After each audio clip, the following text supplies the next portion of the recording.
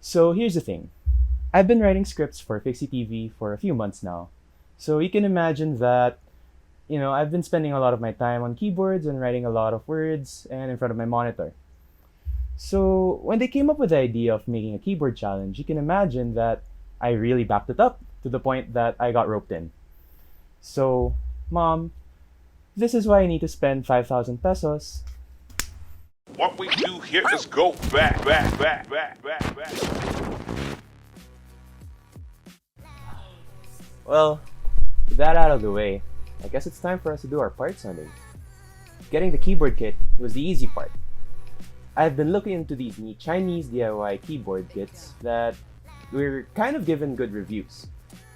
Sure, the layout was a bit weird, but I kind of dig it. And it's also pretty cheap while being decently built. So I scoured Shopee for any good sellers, and I found these for roughly around 3,200 pesos. And I also got a discount code for it, which is pretty neat. Now, when it comes to the switches, I've been using these Cherry MX Browns, and I was tempted to use them. But I was talking to some of my friends when it came to this keyboard challenge, and well... Hey man, Hey, what's up? did you get your new keyboard yet? Yeah. Oh, dope. Well, how is it? It's been nice, actually. Nice, nice. What kind of stitches are you using? Well, I'm using these Cherry MX Browns that they came with. It's pretty nice and smooth. It's a mile better than those optical clicky switches I've been using for like the past few years. I really think Cherry MX Browns are the best tactile switches out there, and I think other people should try them out. Oh wait, someone's knocking on my door. Be right back. Oh hey, weren't you in the Discord? How'd you get here? Wait, why do you have a bat? Wait! Jokes aside, I think the Cherry MX Browns were really fun to use. But I've been wanting to expand my experience with other switches. So that's why I chose a set of Gathering Yellow Milky switches. I got these from Squishy Types at a really decent price, and along with the other tools I needed for lubricating. One of the biggest things that went out of stock when it came to tools was a lubing station. Although they're not the most huge necessity when it came to lubing, I found that lubing with them seemed a lot more organized and efficient compared to doing them one by one. Luckily, I found this thing on Thingiverse, and well...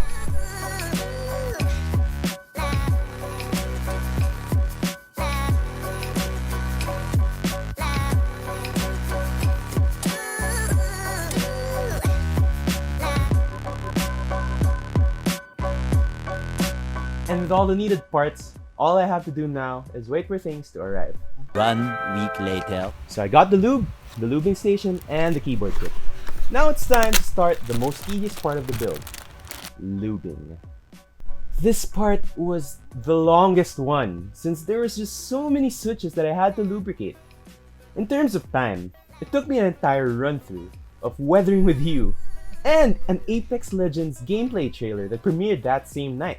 And I still had a set of 15 switches to lubricate. God, I ended the entire thing really tired, severely dehydrated, just wanting to pass out. The next day. So here's the keyboard. It's a Skylung EpoMaker GK64XS. This has been one of the beginner's choices when it came to custom keyboards because of its low price and good quality case and, well, okay-ish plate. Its only downside that I see in a newbie's perspective is the weird layout it follows. And so the keycaps that you have to buy for this have to be complete so that you can actually have keycaps for all the keys. Nonetheless, it does have built-in software support. So even if you do end up having a missing shift key, you can just reprogram that to another key and use a different keycap.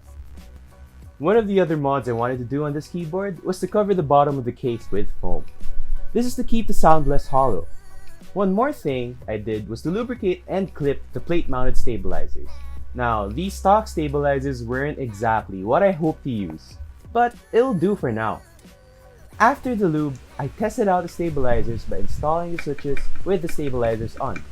Using some spare keycaps I had lying around, I tested the sound and it's perfect. So all I had to do now was to screw everything in together, put the stabilizers back in the plate. Afterwards, I started plugging the switches in. And voila! A fully built... Wait a minute. Where are the keycaps? I'm just kidding. I told you guys, I make scripts for Fixie TV and this video is no exception. I was going to use some keycaps from my old Razer Black Widow Chroma V2, but since secondhand Black Widows come at around 4,000 pesos in the Facebook Marketplace, I would be way out of my budget. So a quick fix for this was to go on Facebook and search for the cheapest keycap set that I could pull out of a pre-built keyboard. And would you look at that? Now, the Pro keycaps aren't the best ones out there, but for 200 pesos, I think it's pretty much worth the money. Now, this is where the trick up my sleeve comes into play. You see, a lot of people in Fixie TV don't know this part about me, but I also do a lot of model painting. This is for Warhammer 40k or whatever miniature hobbies are out there.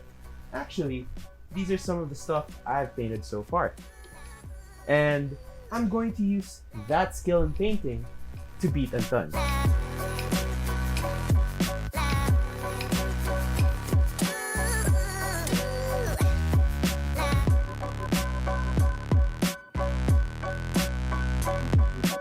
Well, the paint job ended up being really nice. Just for something extra, I painted the accent keys with a nice blue that matches the lighting of my setup. With that out of the way, and everything put together at a grand total of just 4,220 pesos, that all that's left now is for everyone's favorite part, the sound test.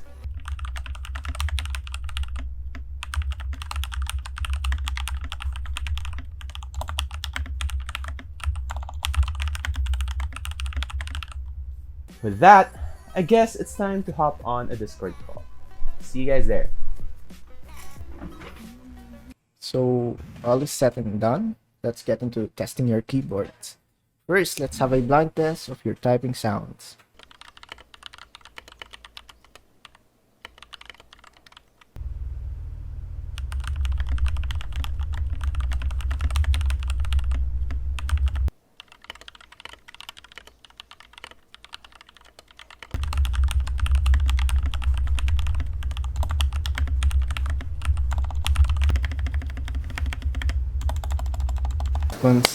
Anton's typing test.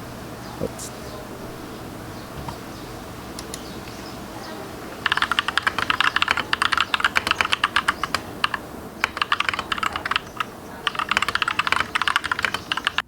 Oh, wow. wow, blank keycaps.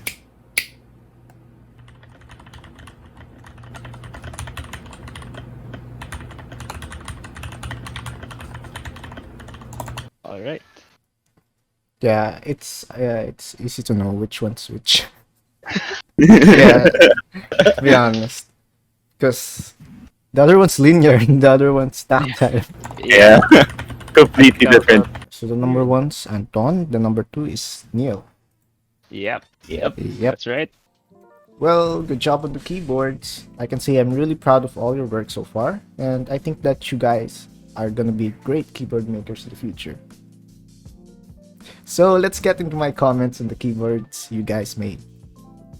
First, Anton's keyboard. Just remember, Pao, this keyboard has full keyboard keycaps. Actually Hey, has Mine's keycaps. complete. Okay, mine's complete. It's just not the best looking. I just chose to put the white ones because Bro, this it is would so look ugly. hard. It's so hard, bro. Can I say about this masterpiece? This piece That's of the right way art, to put it. bro. First, the keycaps. That's the first thing that catches my eye. Like, wow. Yeah, it has 17 keycaps missing. It's like, what do you call this? Abstract art. It's very That's right. unique. So I used Crytox 205 grade 0. Yeah, I think that's where Neil gets the advantage, because I'm not really a fan of Super Lube, which Anton used for lubing the Holy Pandas, the glorious Holy Pandas. In all honesty, I think that the keyboards are really great, especially for first timers like you guys. So the decision on each of them is actually pretty hard, like really hard. However, I think that Neil's keyboard is gonna win this challenge due to... Sorry, Anton. Let's try lubing with Eyes Crytox in next tactile time. switches. But It's okay, really, I'm getting into tactile. but really though, you both have a nice keyboard. It's really fun, and really the Anton's keyboard made me laugh so hard when editing. Same. Really, Yeah. it was so Me fun. You censored Rematch! me. Rematch! Yeah. No! Well, that was a pretty unfortunate result for me. Neil's creativity really pulled through and got him the win. Regardless of that, I'm really happy with how my keyboard turned out, despite the keycap situation. Anyway, that's the end of the video. If you liked it, leave a thumbs up and comment down below. If you like what you see, consider subscribing. We do weekly tech content videos here, and you don't want to miss the rest of Keyboard Month. Anyway, we'll catch you in the next video. See ya!